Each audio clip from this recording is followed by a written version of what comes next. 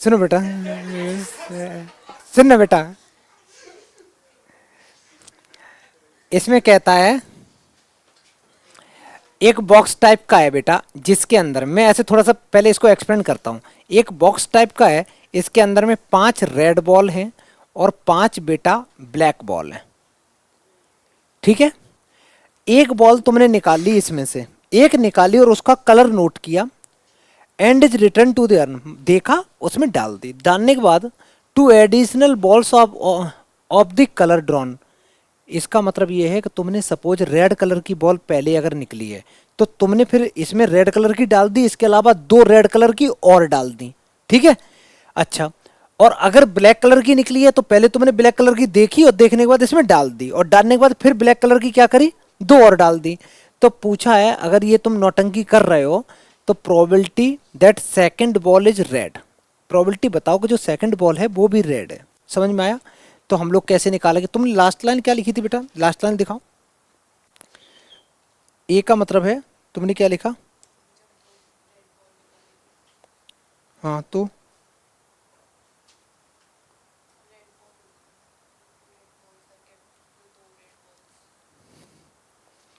नहीं, तुमने थोड़ा सा कुछ और तरीके से लिखा है। चलो मैं बेटा एक बात बताता हूँ। प्रोबेबिलिटी ऑफ, मान लेते हैं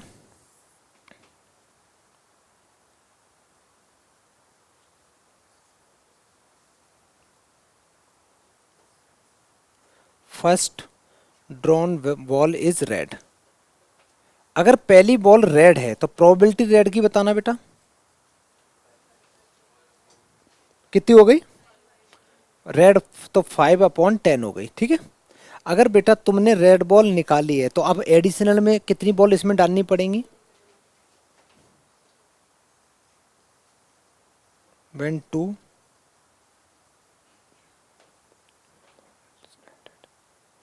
दो रेड बॉल जब बेटा तुम ऐड करोगे तो प्रोबेबिलिटी ऑफ किसकी निकालनी होगी तुम्हें? रेड की निकालनी। कितनी आ जाएगी? 7/12 आ जाएगा। एक तो ये केस बन गया। अब मान लेते हैं कि जो फर्स्ट बॉल है, ये मान लो केस वन था तुम्हारा, ये बेटा एक तरीके से मान ले रहे हैं केस वन था। इसको तुम E1 E2 से भी डिनोट कर सकते हो। सपोज ये तुम्हारा था केस वन E1, है ना, फर्स्ट बॉल इज रेड, तो प्रोबेबिलिटी ऑफ E1 निकाल सकते हो। इसको आसान बना दें बेटा थोड़ा सा, एक सेकंड में इसको थोड़ा सा आसान बना दे रहा हूँ। लो मैंने तो बर्बादी कर दिया। थोड़ा सा आसान तरीके से लिख दूँ?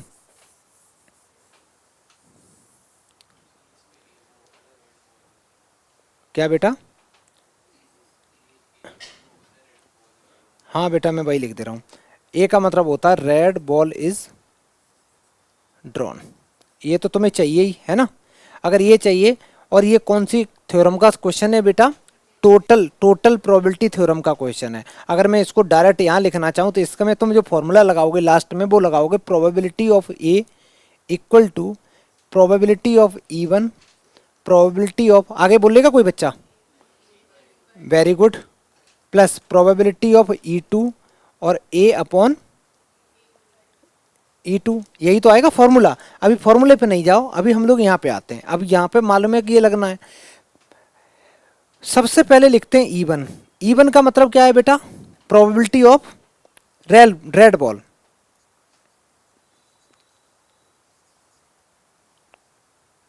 रेड बॉल इज ड्रॉन, तो प्रोबेबिलिटी ऑफ E1 निकालोगे तो रेड बॉल निकालने की क्या प्रोबेबिलिटी है बेटा? 5/10।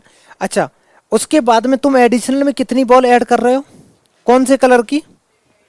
तो मैं ऐसे लिखूंगा, मैं लिखूंगा when to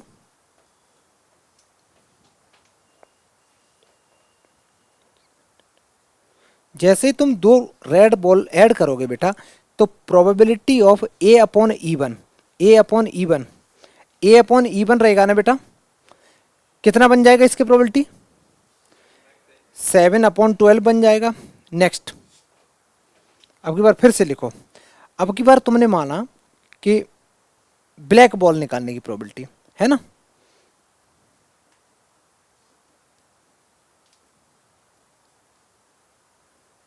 black ball is drawn. इसको ब्लैक बॉल इज ड्रॉन का मतलब लिख दो first black ball is drawn. हाँ बेटा, कौन से वाले?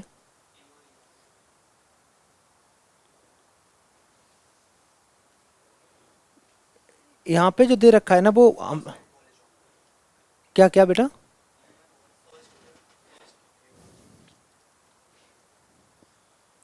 ये वाला हो जाएगा बेटा, फर्स्ट हो जाएगा, यहाँ फर्स्ट कर दो। ठीक है, फर्स्ट रेड बॉल, जैसे मैंने यहाँ किया ना फर्स्ट ब्लैक बॉल। अच्छा, इसकी प्रोबेबिलिटी क्या हो जाएगी, जल्दी बोलो। 5/10 होगी। अब जैसे ब्लैक बॉल निकाली है तो ऐड कौन सी करनी पड़ेगी? तो मैं लिखूंगा फिर से के, वही लिख दो बेटा, वैन टू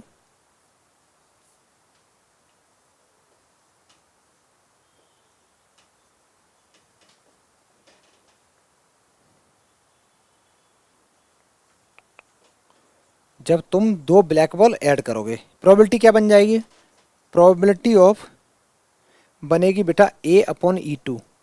दो अगर ब्लैक बॉल ऐड कर दोगे तो टोटल ब्लैक हो जाएंगी 7 total black, sorry sorry sorry sorry sorry, probability किसकी निकालनी है तुम्हें? रेड की निकालनी है। और जब तुम ब्लैक ऐड कर चुके हो, जब ब्लैक ऐड कर दिया तो रेड तो 5 ही रहेंगी, लेकिन टोटल बॉल बढ़ जाएंगी। टोटल कितनी आ जाएंगी? 12 आ जाएंगे। अब बेटा सब कुछ फॉर्मूले में लिखेंगे, probability of A equal to probability of E1, probability of A/E1 plus, मैं इसको हटा दे रहा हूँ, probability of E2, probability of A/E2। ये जितनी भी वैल्यू लाए हो तुम सारी पुट कर दो। कहाँ गया? 5/10 इंटू A/E1 है 7/12 प्लस ये आया 5/10 और दूसरा आया होगा 7/12। एलसीएम तो बेटा दोनों का सेम है, 5/12 है, तो ये आ गया 10 × 12,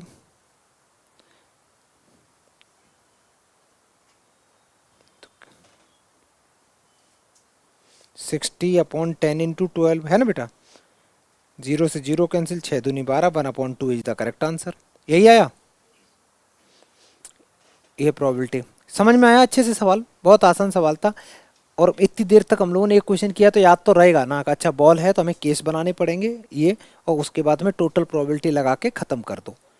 हाँ बेटा, प्रैक्टिस मेक्स वुमेन परफेक्ट बेटा।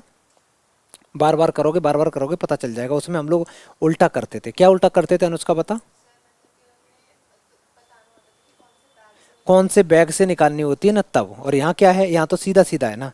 इस समझ में आया? जब बार बार क्वेश्चन करोगे ना, तुम क्वेश्चन देख के बता दोगे कि टोटल प्रोबेबिलिटी का है कि बेस थ्योरम का है। आगे बढ़े, क्योंकि उसमें हम लोग बताना होता था बॉल निकाल ली, अब बताओ फर्स्ट से आई कि सेकंड से आई, इस टाइप का। Next question. चलो बेटा, ज़्यादातर बच्चों ने कर लिया। कितने बच्चों ने हाथ उठाना एक बार? बहुत बढ़िया। बेस थ्योरम इसका मतलब तुम लोगों को आती है। ध्यान से सुनो, ये कहता है कि तुम्हारे पास में एक बैग है, जिसमें एक बैग मान लेते बेटा ये है, और जिस बैग के अंदर में बैग 1, थोड़ा इधर लिखता हूँ, इसको मैंने बैग 1 ले लिया, और एक मैंने बेटा बैग 2 ले लिया, बैग 2 ले लिया। बैग 1 के अंदर में 4 रेड बॉल हैं, 4 ब्लैक हैं, तो 4 रेड बॉल हैं, 4 ब्लैक बॉल हैं। और बैग 2 के अंदर में 2 रेड बॉल हैं और 6 ब्लैक बॉल हैं। One of the 2 bags is selected at random. तुम गए, तुमने कोई भी एक बैग उठाया एंड एक बॉल निकाली, और वो बॉल जो निकाली वो पता चला रेड कलर की है। तो पूछा है प्रोबेबिलिटी बताओ कि जो तुमने बॉल निकाली वो फर्स्ट बैग से आई है। तो तुम्हारे पास में 2 बैग सिलेक्ट करने की है ना, तो ऐसे मान लेते हैं E1 का मतलब है, E1 का मतलब है बैग 1 इज सिलेक्ट। किसका फोन आ रहा है बेटा?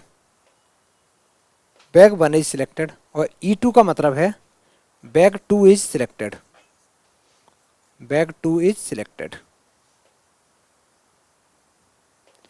अगर मैं बात करूं प्रोबेबिलिटी ऑफ E1 की, E1 का मतलब क्या है? पहले तो बैग की बात करेंगे ना। तो अगर हेलो सुनो बेटा, प्रोबेबिलिटी ऑफ E1 की अगर मैं बात करूं तो बैग 1 को सिलेक्ट करने की प्रोबेबिलिटी 1/2।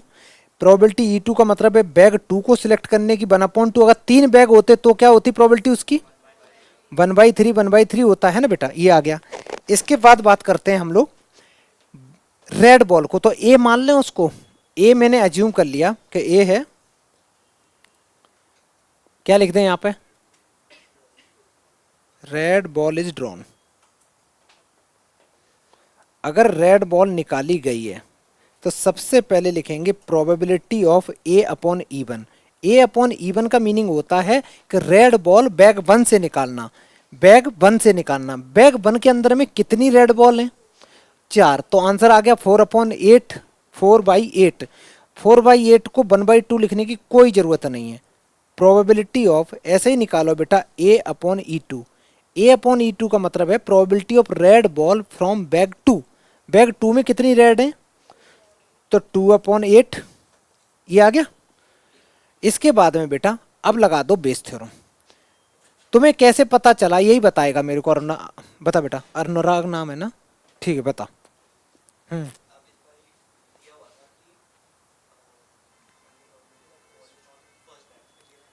ठीक है, गिवन है ना, और इसमें पूछा ये है कि ये बताओ प्रोबेबिलिटी कि ये जो निकाली गई है फर्स्ट बैग से निकाली गई है। तो हम यहाँ पे क्या लिखेंगे, फर्स्ट बैग से निकाली गई, इसका मतलब वेरी गुड, E1 अपॉन ए लिखेंगे, क्योंकि फर्स्ट बैग की प्रोबेबिलिटी पूछ रहा है, E1 पूछ रहा है। अब इसको जब लिखते हो तो लिखने का तरीका मैंने बताया था, पहले ये जो ऊपर होता है वो ऊपर लिख दो और इसको उल्टा करके लिख दो, ए अपॉन E1, और नीचे तो कंप्लीट लिखना ही पड़ता है। तो probability of E1, probability of A upon E1 plus probability of E2, probability of A upon E2। इतना लिखा। इतना लिखने के बाद में सारी वैल्यू ले जाके पुट कर दो, सारी वैल्यू ले जाके पुट कर दो। अच्छा, E1 की वैल्यू है 1/2, तो मैंने 1/2 पुट किया। और ए अपॉन E1 कहाँ गया, ए अपॉन E1 मेरा ये रहा 4/8। फिर से सुनना, कैलकुलेशन जो करते हो ना वो कैंसिल वैंसिल मत करना, लास्ट में उसके एडवांटेज होते हैं कुछ। प्लस दूसरा वाला है बेटा 1/2 इंटू 2/8। सारे बच्चे यहाँ देखो कैलकुलेशन, सारे बच्चे यहाँ देखो एक बार। मैं बेटा 1/2 ऊपर से कॉमन ले सकता हूँ, नीचे से 1/2 कॉमन ले सकता हूँ, तो ये गया। ठीक है, ऊपर से मैंने एलसीएम लिया 8 आ गया, नीचे से एलसीएम लिया, ये कैंसिल। तुम ऐसे काट के मत आ जाना, नहीं तो टीचर को लगेगा वो चेक ही नहीं करेगा, सोचेगा सभी काट दिया लड़के ने। 4 अपॉन, अच्छा 4 और 2 कितने होते हैं, 6। तो 2/3 इज द करेक्ट आंसर। सारे बच्चे कर लो, ये कर लो अच्छे से सवाल। कितने बच्चों को आ गया था, हाथ उठाना। अरे बहुत बढ़िया, बेस थ्योरम तो काफी बच्चों को आती है।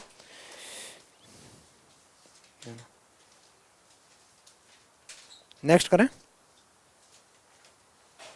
देखो बेटा, क्वेश्चन में कुछ था नहीं, तुम लोगों ने अगर लास्ट वाला क्वेश्चन बहुत अच्छे से पढ़ा है तो ये वाला डायरेक्ट सवाल था, ध्यान से सुनना।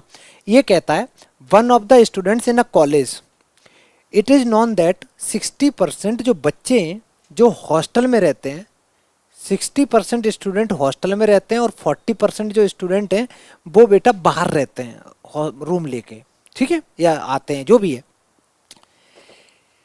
प्रीवियस डेटा के हिसाब से हम लोग इस नतीजे पर पहुंचे कि जो बच्चे हॉस्टल में रह रहे हैं तो 30% स्टूडेंट ऐसे हैं, जो बच्चे, क्या कह रहा है previous report, 30% of all the students जो हॉस्टल में रह रहे हैं वो उनकी ए ग्रेड आई।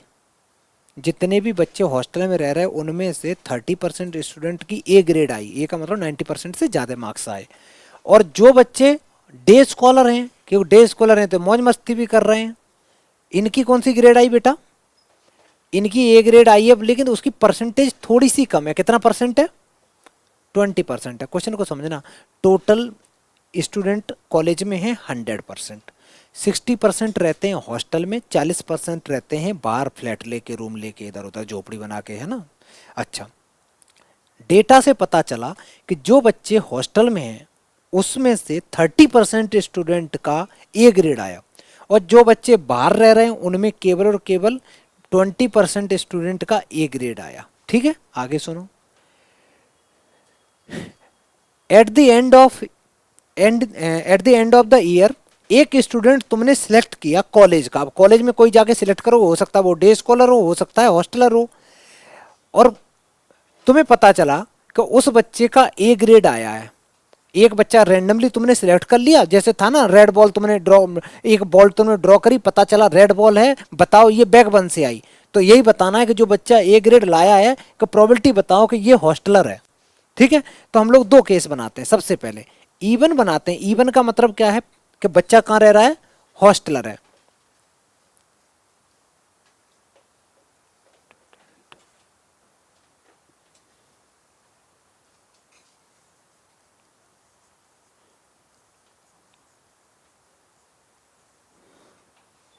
E2 का मतलब है ये बच्चा डे स्कॉलर है।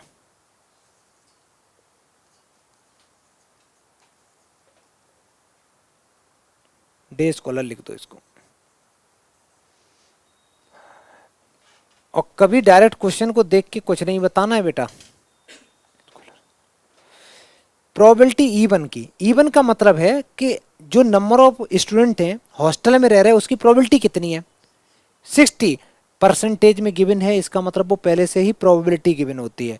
तो इसको मैं लिखूंगा 60/100। सॉल्व मत करना, बड़ा अच्छा लग रहा है। आगे सुनो, प्रोबेबिलिटी ऑफ E2। E2 का मतलब है बच्चे जो हॉस्टल में नहीं रह रहे, बाहर रह रहे, मौज कर रहे हैं, कितने हैं, 40/100। ये दो चीजें आ गई। आगे सुनो बेटा, उसके बाद में क्या बोल रहे हो दोबारा, इसको सॉल्व मत करना। हम लोग ए एज्यूम करेंगे। ए एज्यूम क्या करेंगे कि स्टूडेंट गॉट ए ग्रेड, है ना।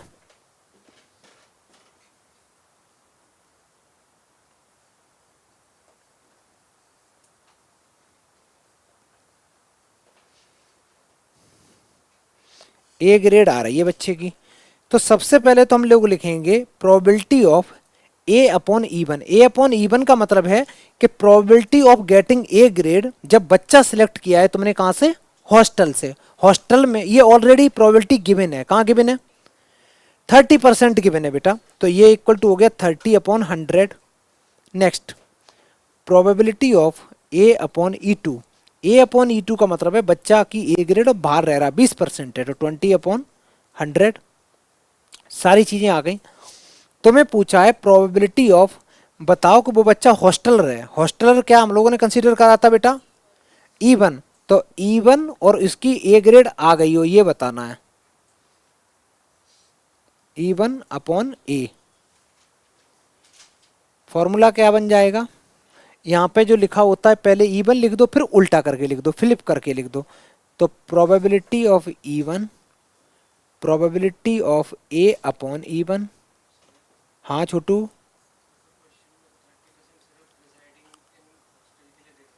हाँ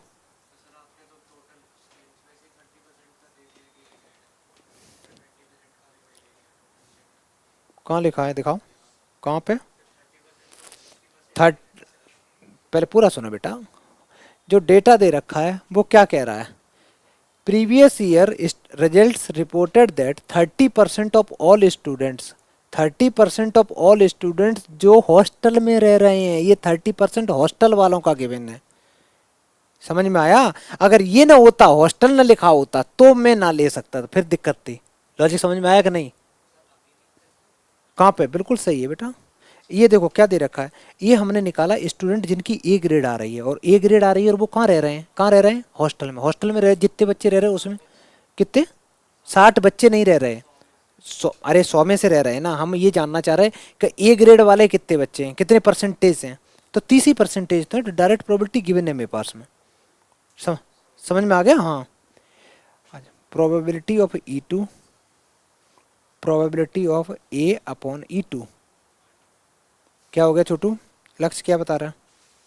अच्छा, E1 की वैल्यू गिवन है 60/100, और दूसरा A/E 30/100, और ऐसे ही ये गिवन है 60/100, 30/100, प्लस दूसरी वैल्यू हो जाएगी 40/100, और इधर हो जाएगा 20/100। कैलकुलेशन बड़ी आसान बेटा। देखो 100 कॉमन ले लिए, ये सब कैंसिल हो गए, 100 मैंने कॉमन लिए, कैंसिल हो गए। अब मेरे पास जो बचा है वो है 6, मैं नहीं कर रहा, करने को कर भी सकता हूँ वैसे, कोई दिक्कत नहीं। 6×3×100 बचा है, ठीक है। ऐसे ही नीचे बचा है 6×3×100, और इधर भी बचा है 4 × 2 × 100, बात एक ही है बेटा। 100 मैंने कॉमन ले लिया, ये सब कैंसिल हो गया, कॉमन लेके काटना, ऐसे मत काट देना। आंसर आ गया। अच्छा और कुछ कट रहा है, वैसे 2 से डिवाइड कर सकते, कोई दिक्कत नहीं। 18/18 + 8, तो 18/26 कैंसिल करो बेटा, तो 9/13 राइट आंसर है। सारे बच्चे कर लो, ये डायरेक्ट तुम्हारा क्वेश्चन था बेस थ्योरम का। ठीक है आगे बढ़े। नेक्स्ट सवाल। सारे कितने बच्चों का सही हो गया? अब बेस थ्योरम थोड़ी थोड़ी क्लियर हो रही, कभी भी दिक्कत चल रही है? नेक्स्ट।